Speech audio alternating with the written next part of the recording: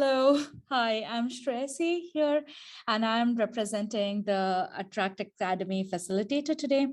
And so echoing John's idea of being the broker, our job here is to put together the R&D&I projects funded under Attract with Attract Academy, which is basically the student programs. So the goal of Attract is to establish a systematic framework to transform breakthrough technologies developed from fundamental research purposes into breakthrough innovations that can be turned into sound industrial applications and provide added value for society.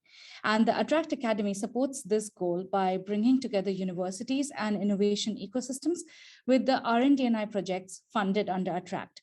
In parallel to the R&D&I call for projects, an Attract Academy call was launched, and this identified the most innovative student programs that could be utilized for prototyping societal applications inspired by these technologies. And we are happy to say that 10 student programs were successfully funded. And in these student programs, a consortium of universities and other organizations have come together to propose a study course that utilizes pedagogies such as design thinking methodologies or problem-based learning to develop societal innovations coming from Attract technologies. And these study courses also bring together students from different backgrounds who work together in interdisciplinary teams. The teaching is, of course, provided by the course teachers, and the tutoring and guidance is also given by them. But the R&D&I projects here form an integral part of providing external support.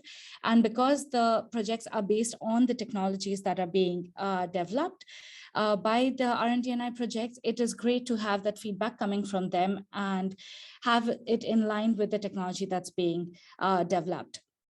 And what we really expect here is to push the envelope and explore new ways of collaborating even, because Attract Academy has been developed by taking the feedback from the Phase 1 Young Innovators and Entrepreneurs pilot.